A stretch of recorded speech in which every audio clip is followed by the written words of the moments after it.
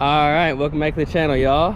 It's been a couple of days since I've actually taken out the 2-valve and just trying to break in the miles on the FRS as quickly as humanly possible. Whew. This car is definitely more in your face, I'll tell you that. This is definitely more in your face. Yes, sir. Completely different ride, completely different vibe. But I love it, man. This car, it's raw. Like, this car is raw. That other car is like, is planted. I ain't gonna say it's safe because theoretically it really ain't. It really ain't. But this shit, it's just raw in your face.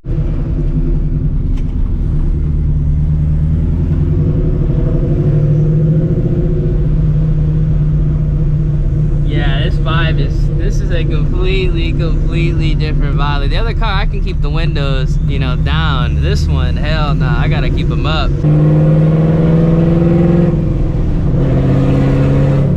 Man, this thing, the vibe of this car is way different. This is like, boom, in your face type vibe. I love it. Loud, proud.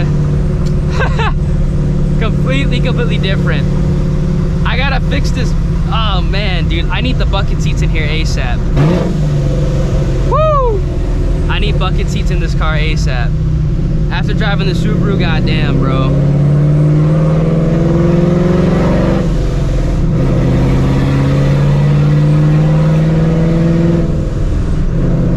Everything's different, the ergonomic, the feel. Oh man.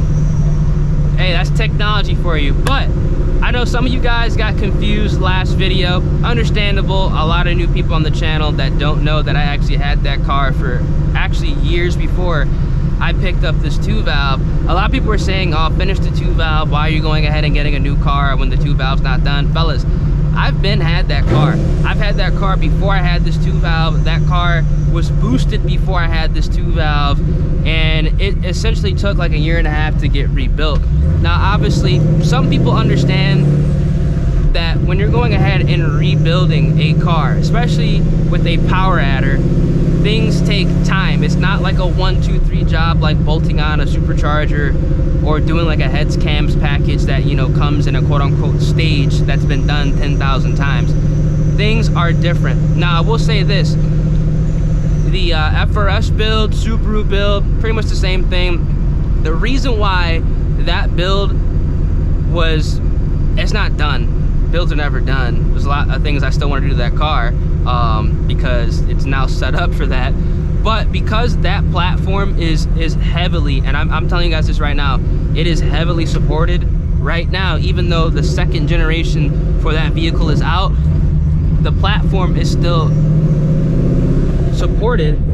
I was able to get a short block for that car, already assembled, ready to be dropped in literally like 5 to 7 days. I think it took them like 6 days to get it from actually like the IAG Performance warehouse, where they go ahead and assemble these short blocks brand new to my house in Illinois. And then obviously I have to go fly in, you know, drop it off at the shop, get the car towed to the shop. It took like, I think like 6 or 7 days for that to happen. And then obviously, you know, the shop time to get everything, you know, taken out the car, dropped in. It took about 1.5 months. Now, obviously, I wish that was the case with the 2-valve. If that was possible, believe me, this car would have been done.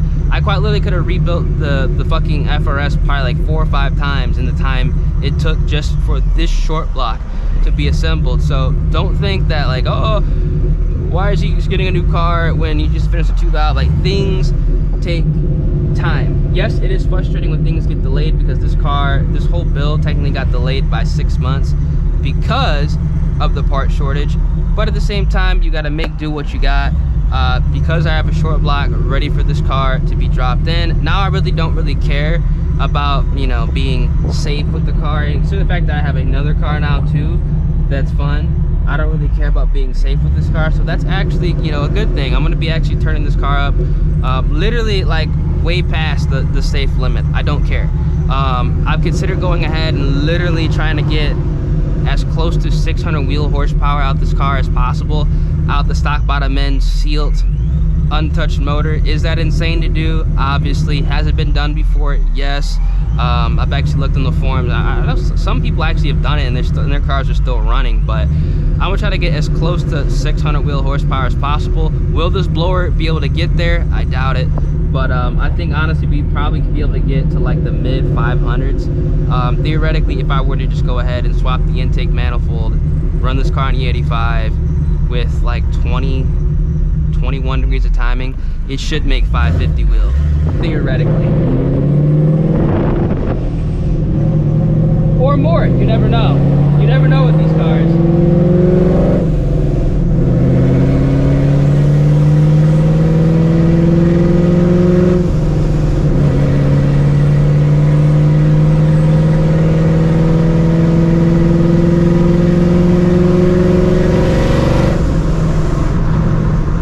Ha, man. Completely different vibe, man.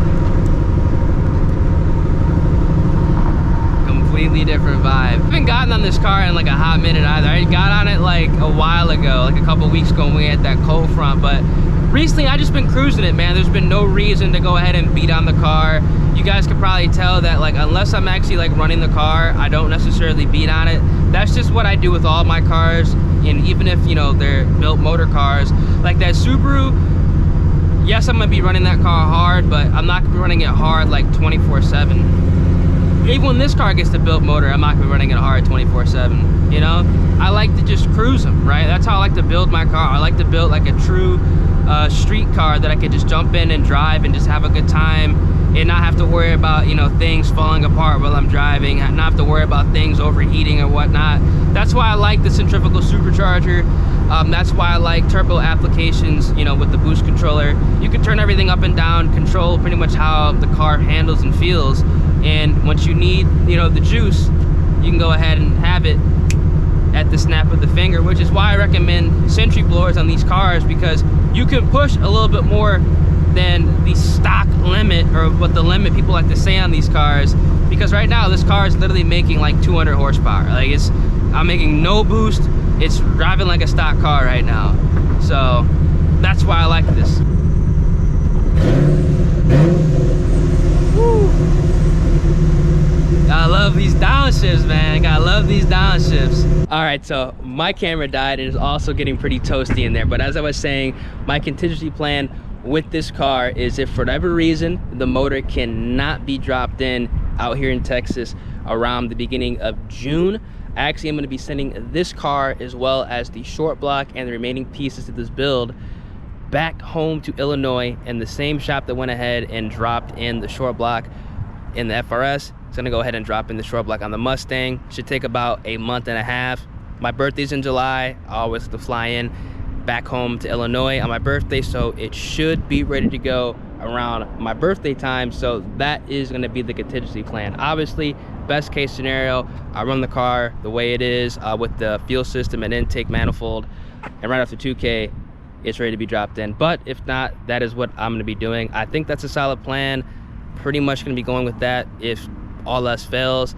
And again, the car should be ready to go around July. Just have to break in the miles, which honestly I'll have to do about 1,000 mile break in on this build, and then obviously get it retuned, and then we should be ready to roll. I am going to be upgrading the blower on this car as well. I'm not going to go turbo here. I'm going to leave that for the Subaru build. I'm going to stay with the centrifugal blower. I'm just going to go ahead and upgrade to either a T-trim, a true T-trim, or YSI. I haven't really decided yet. I want to keep this car a street car. I know the T-trim is more of a streetable blower, so we might go with that. But if I say fuck it, we might just go with the YSI. But it's depending on how I act up and, you know, pretty much how I kind of want this car to sit. Because at first I was like, all out race car, don't care about streetability, but I like to drive this car around. I'm not gonna lie, I like to daily drive this car. I like to just cruise it. So the T-trim technically would be the better blower, and it still would be able to make the power that I'm looking for off nitrous on this setup. So definitely go ahead and stay tuned. If you guys are stoked, because I sure am, I mean, now we got, you know, got my other car back. This car is about to be turned up. Shit, the other car is gonna be turned up too. If you guys are stoked, drop a like on the video, subscribe to the channel, also turn on those post notifications.